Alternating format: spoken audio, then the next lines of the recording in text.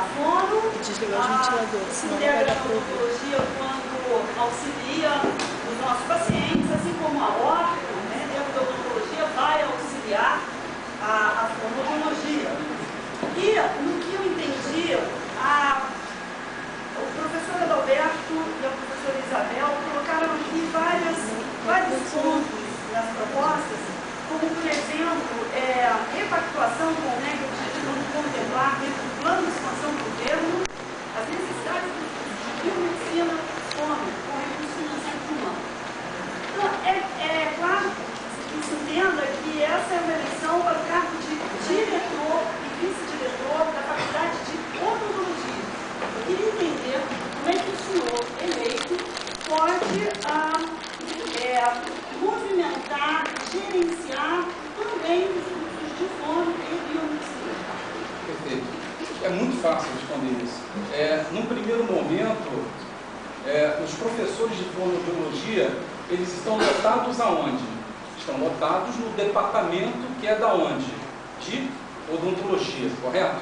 Então, se nós temos uma ingerência, né, se o chefe do departamento tem ingerência direta, até de tal forma que no próprio, né, é feita uma DTS do próprio chefe do departamento, indicando membros do colegiado da onde? De curso de fonoaudiologia e de biomedicina, até mesmo ele participa desse colegiado, né? É claro que nós temos que mostrar que é uma unidade. A unidade, os cursos têm que pertencer a uma unidade. Tá? Por isso que a eleição até mesmo ocorreu já imediatamente para a unidade. Até porque é entendimento hoje, modernamente, que o Conselho Universitário até entende dessa forma também, uma tendência a cada vez mais fortalecer a direção de unidade. Tá? Não sei se a senhora se recorda, mas, por exemplo, existe o Centro de Ciências Médicas, existia o Centro de Ciências Médicas na universidade. Ele foi extinto, justamente por quê? Para fortalecer a direção de unidade. E, nesse momento, os professores estão lotados ali. E nós não podemos nos omitir e não trazer esses professores para compartilhar dessa decisão, que é relativa a eles. Então, se nós tivermos, sim, nesse momento, o nome é Faculdade de Odontologia, se em determinado momento isso pode ser até modificado no Conselho Universitário para contemplar os outros cursos, nós temos que ir, sim, ao MEC, repactuar com o MEC, visando buscar mais vagas de professores para eles, sim, mais recursos, né? Uma situação que seja mais privilegiada para eles, que estão nesse momento realmente numa situação bastante desfavorável, né? Até, né, com manifestos de alunos, de estudantes de biomedicina e de fono, que têm passado realmente muitas dificuldades, não tem laboratório, não tem sala de aula, inclusive para, né, ter as suas aulas teóricas.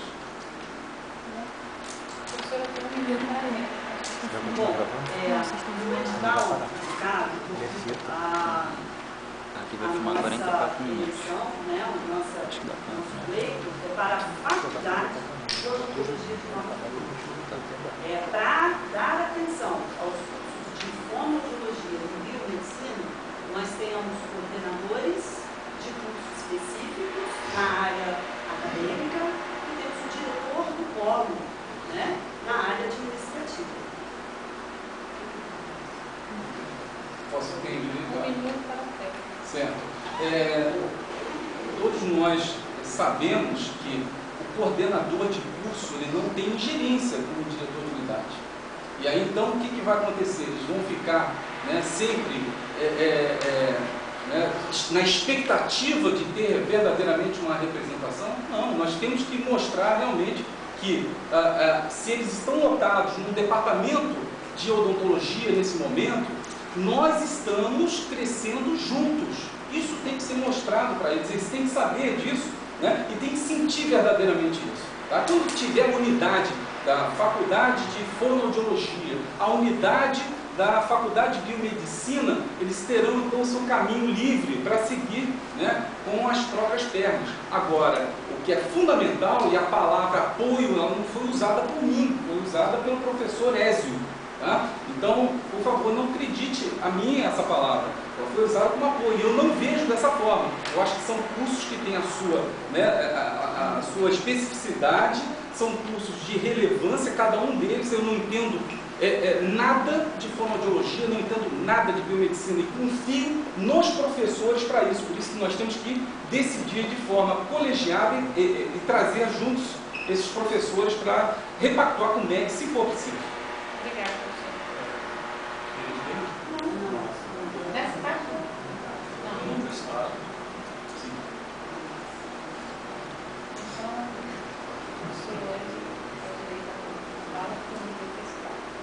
Ah, sim, pode não. Pode falar. Pode não, claro. Quando eu disse apoio, Sim. eu coloquei o curso de fome e o curso de ensino numa posição pura e simplesmente fomentar o curso de odontologia. Eu disse isso. Eu disse que nós teríamos ações integradas. Eu coloquei numa posição passiva. Eu apenas citei exemplos a partir de conversas com os professores da própria fonoaudiologia. A FOM, ela faz um trabalho interessante na questão de ajudar esse aluno com dificuldade no vestibular. Então, foi só um exemplo. Eu não coloquei a FOM e a biomedicina numa posição passiva e a odontologia usando esses dois cursos para obter ganho. Não foi isso que eu falei. Obrigada. Dando continuidade, a chapa 1 formulará a sua segunda pergunta.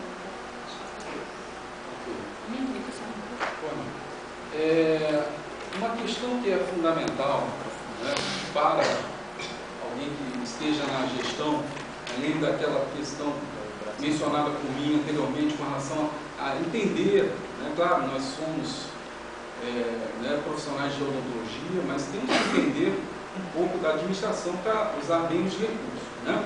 Uma questão que é muito importante é o acompanhamento, por exemplo, de boletim de serviço. Tem que saber o que está acontecendo. Você não pode alegar, né, desconhecimento a partir do momento que tem publicação do boletim de serviço. Tá?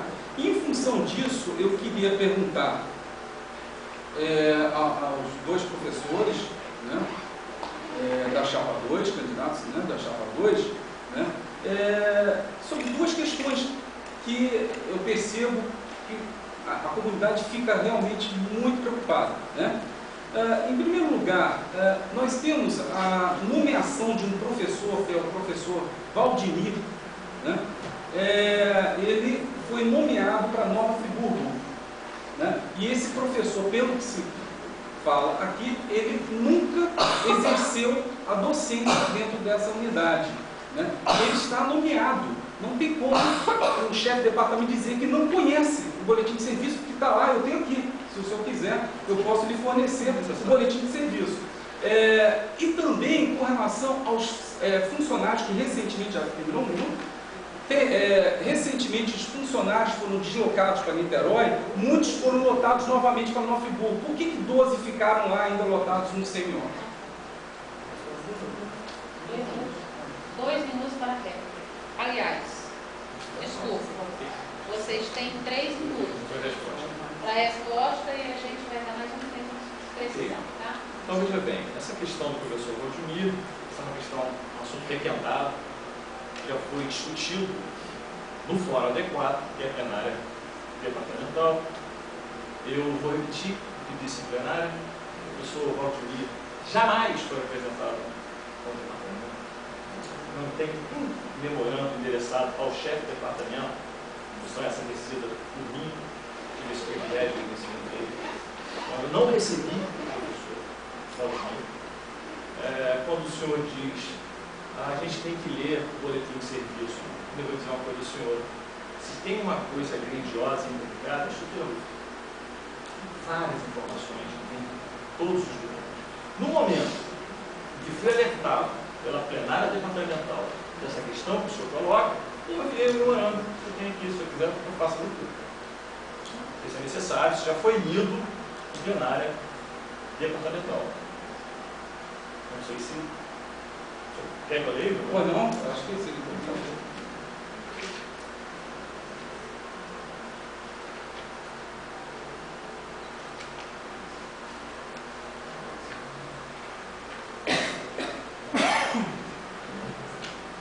Está no tempo, não? Sem problema. Aqui. Bom, do Departamento de Formação Específica para o diretor das faculdades reunidas, Paulo Nova Friburgo, seguindo o trâmite administrativo. Então, o departamento se reporta à direção. Nova Friburgo, 5 de outubro de 2010. Na plenária departamental do dia 2 de setembro de 2010, a professora Ângela Scarparo relatou que, verificando o boletim de serviço da UF, observou que 2 professores, Valdemir Rocha de Carvalho e Cristiane Salgado de Souza, constavam como lotados no polo universitário Nova Friburgo. E solicitou a chefia de departamento que fizesse gestão junto à direção do polo universitário Nova Friburgo, no sentido de esclarecer qual a situação dos professores citados, uma vez que até o momento não tinha exercício neste polo universitário. A solicitação da professora Ângela Scarparo foi respaldada pela plenária conforme ata em anexo. Então, no dia 5 de 10, eu encaminhei, eu acho que deve ser um chefe do departamento, a questão da direção da unidade, que repassou a direção do plano.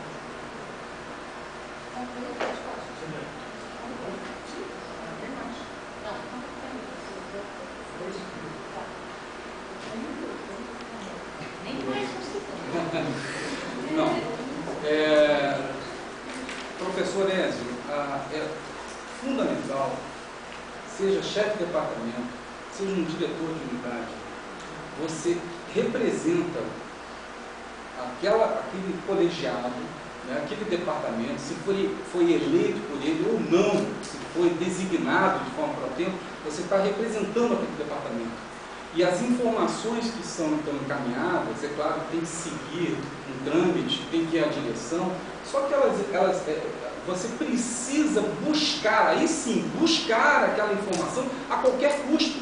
Porque o que existe hoje é o quê? É um professor que foi nomeado, eu estou aqui, portaria número 41.838, e que não tem exercício aqui. Então, cabe, é responsabilidade do chefe de departamento não ficar esperando passivamente, apenas disparar um documento e ficar esperando quantos meses para isso. Ir lá buscar na direção de unidade, na direção do polo, seja onde for, onde está o professor, busca o professor e traz a plenária departamental e faz com que ele participe e ajude os seus colegas a exercer a sua docência no departamento, nas disciplinas que estão precisando desse professor aqui. Tem mais ainda tempo? Não, você. Mais uma vez eu afirmo, isso já foi discutido em plenária departamental. A gente está requentando um assunto. Isso já foi colocado para a plenária. Então, essa é a minha resposta. Não tem nada para falar sobre isso. Obrigada. Agora a chapa 2 formulará a segunda questão, a chapa 1. Bem, professor Adalberto, a gente vem com um debate e eu acho que o objetivo principal desse debate, embora outras questões estejam sendo levantadas, mas eu acho que um debate, ele objetivo é a discussão do plano de gestão. É isso. É discutir plano de gestão. Acho que a gente deveria focar em cima disso. Quando eu analiso o plano de gestão do senhor, professor, eu vejo um plano de gestão bastante ambicioso. E com funções, como foram ditas pelo professor Silva, talvez não sejam pertinentes ao diretor de unidade. Então, eu volto na questão das instâncias administrativas. Direção de unidade, direção do polo. Como é que o senhor entende a questão da direção do polo dentro do polo? Nesse momento, eu entendo que existe uma direção do polo, que ainda não houve a eleição, foi entendimento da comissão ou do reitor, não sei exatamente quem não controla esse processo, que houvesse a eleição da direção de unidade, pela experiência que tenho de observação do Conselho Universitário. Vejo uma tendência a se legitimar e priorizar